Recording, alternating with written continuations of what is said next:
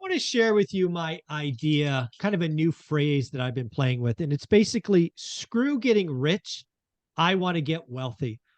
And the reason I'm kind of sharing this with Casey is I believe getting wealthy is actually a three-step process that is rather simple and straightforward. Before we get into the three steps, let's welcome Casey to the show. How you doing? I'm doing great, Michael. Thanks for having me on today. Yeah, I had to talk to you about this because you have a great Instagram page, Brick by Brick Wealth. And it's just something that I was waiting to talk to you about. You ready? Yes, I'm ready. Lay it on me. So I think there's a lot of people that, W-2 make a lot of money. The last couple of years, it's been generally easy to invest. You could play in meme stocks, crypto, whatever it was. And you could have a good year, right? I call that getting rich. I think it is far more important to get wealthy. And we can talk about what wealthy is, but I think wealthy is really a three-step process. So I'll go through them. I'll go through each one and then maybe we'll kind of rap about it. Okay. Okay, sounds good. So step one is you have to do something in your life where you can create what I'll call dry powder savings, basically capital that you can invest. And I'll be very honest and clear. I didn't do any of that until I was 30 years old. I didn't consciously try to live below my means or raise my income so I could have investing capital. But that's where it all starts. You could create a side hustle. For you, Casey, your story starts with doing Etsy store, right? You had to create dry powder. So folks, you may have to do lots of things, cut this out, cut that out, Starbucks, create an Etsy store, side hustle, whatever it is. But that is the first step to getting wealthy, in my opinion. What do you think? I agree. I think a lot of people say, I don't, one of the most common questions I get on my Instagram DMs is, how do I get started investing? I don't have any money. I don't have a lot of money. I don't have a lot of money. It's like, well, you have investing means you are investing money. So you can't be an investor if you don't have money to invest. Now, I know that, there's, using OPM and private money and all that, but it's just really my personal belief that you have to be money wise and money conscious and really should have your own funds to get started. And if you don't have a lot of money, well, then you have to just change it. It's just that simple. You have to figure out how to make money. I mean, you can't be dead broke with bad credit and think you're going to make it in real estate. That's a pie in the sky. And I'm sure it works for some people. That's the unicorn story out there. But really, like, true wealth comes from saving and investing smartly. Yeah. So again, folks, step one of getting wealthy is you have to create dry powder. You can either cut back like Olivia and I did. I've been very clear, very honest. We went from spending 100% of our income to 50. That's a lot of dry powder. You could be like Casey, where you create a side hustle, a brand new thing. She did an Etsy store to create dry powder. You could be like Dion, who played video games and sold video things. You could house hack and lower one of your big, whatever it is, you have to create dry powder. This whole idea of no money down, this, that, the other, it's pie in the sky. People are trying to paint stories. And can it work? Sure. Is it going to work for you? Probably not. Let's just Right. You need to, realize that is where we are. think outside the box, and if you have a 9 to 5 job, what can you do instead of watching Netflix and drinking whiskey and wine? What can you do instead? What can you do on the weekends? Can you wake up early and do something in the morning? What about afternoon? What about your lunch break? What about at night? There are other ways to make money besides whatever you went to school for, your 9 to 5 job. Just think about it. What am I good at? Do I have a service or a skill, something that I can sell? And just start with your own creativity. If you do writing for your job, maybe go be a freelance writer. If you're good with woodworking and that's your side hobby, turn it into a small business and start selling your craftsmanship on the weekends and stuff. Start a Facebook page, start an Etsy shop, start a local, just say, hey, I'm making this. Does anybody want to buy it from me? And just when you can sell your own thing, it's so freeing because you're like, oh my gosh, if shit ever hits the fan out there, I lose my job, whatever, I know I can at least make X amount of dollars selling my own thing. And That's even pretty that in awesome. itself is powerful.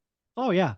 So again, step one is creating dry powder. Call it whatever you want. You can cut back or you can expand, whatever you'd like. So step two is, man, people get this wrong so often. You have to get really, really good at one thing.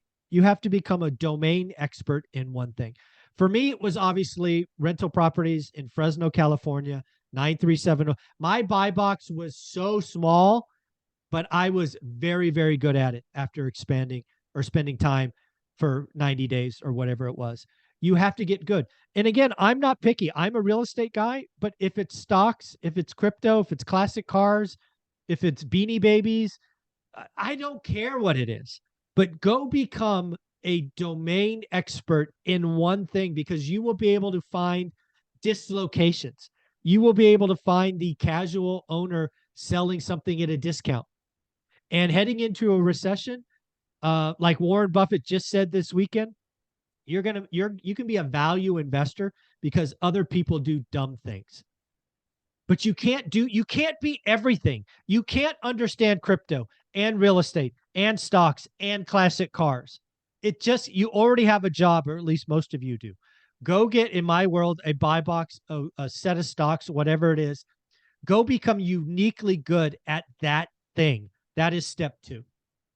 Yeah, I agree. I think you have to be good at one thing. Too many people want to be good at so many things, or they get the shiny object syndrome. And they go, ooh, I want to do that. Ooh, I want to do that. Ooh, I want to do that. And then nothing ever happens. You never start anything. And I remember when I was first, deciding, okay, well, how do I want to make my dry powder? How do I want to make my extra money? I did my Etsy. Okay, now I'm ready to do something that maybe makes even more money and doesn't require so much of my time. What can I do? I made a huge list of things. I was like, okay, I can make cartoons on YouTube. I can make kids cartoons. I can read children's books on YouTube. I can, and I had a list 2 pages long of all these things. I can sell Amazon, FBA, or whatever. I can, create this product and sell this. I can start doing public relations again, freelance. I had a list, and then I was like, wait a minute, what one thing am I already good at that I can capitalize on? And it was my sister who had to say, Casey, why don't you, create a business around residential real estate and rental properties? I'm like, oh, nobody wants to hear me on that. Like, that's boring stuff, you know? But I was good at it. And when you're good at something, when you like something, when you have experience in something, it makes you want to excel. It makes you want to do it more and more and more. If you find something, next best thing to make money, top 10 ways to make money online. And you Google that or you YouTube that, and you're like, oh, I'm going to sell something on Amazon, but that's not your passion. If you don't like it, you're not going to succeed. You're not going to excel. You're not going to make any money. So the first thing to do to find that niche thing, is decide what it is that you already like to do, that you might already be good at, and then turn that into creating your dry powder. Yeah. So then the final step of this is you're going to be owning these assets for a long time. Now, in the real estate world, that means a couple of things to me. It means they must cash flow day one. No alligators, as I call it, no negative cash flow. You have to have fixed rate debt because you don't want variable rate debt causing a decision somewhere down the line. And then you hold. The beauty of this is if you create the dry powder, you get uniquely good at something. You can write great offers. You can own great assets for a decade. You will be wealthy. Most people will be wealthy in a decade if they just follow these 3 steps. It's not quick. It's not get rich quick. It's not a meme stock. It's not some crypto going from a penny to a dollar. But if you want to get wealthy, it's by owning assets. And if you own assets that produce monthly cash flow and somebody else pays down the debt, it's a no-brainer. You will eventually be wealthy, and most people will be wealthy in a decade or less. What do you think? I think if what your path is to wealth, what type of investment you choose, you really need to understand the risk level. What are the risks of these investments? Because for me personally, I'm long-term rentals. And do they make this amazing cash flow that's like everyone wants to talk about and write songs about? No.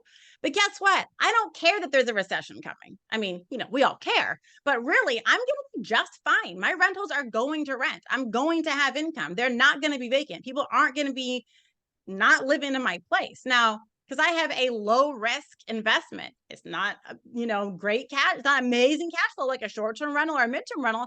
But what are those vehicles? Those are high risk investments.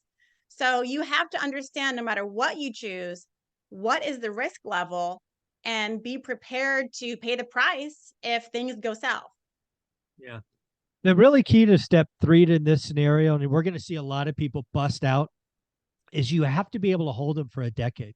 There are a lot of people that bought into Airbnb and did it wrong. There, we all let's be clear. People think I'm negative Airbnb. I think Airbnb and short-term rentals is an amazing business for the right asset.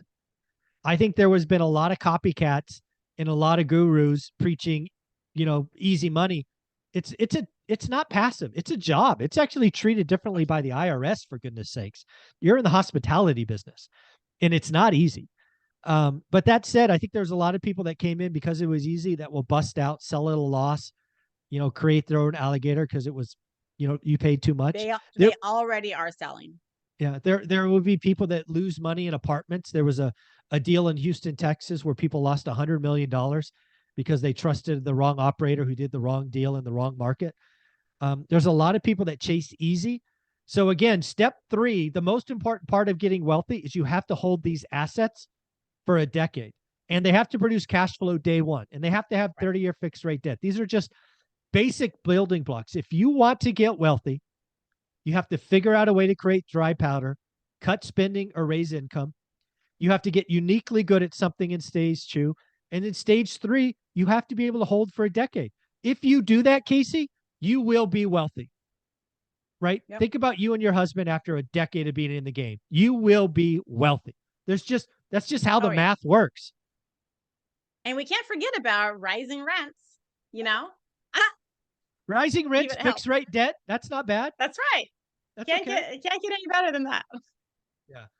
So again, I think getting wealthy is where it's at. It's not sexy because it is a decade. Most people underestimate or overestimate what they could do in a year, but underestimate a decade.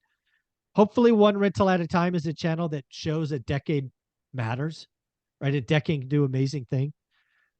Casey, if somebody wanted to follow you or closing thoughts, what do you got?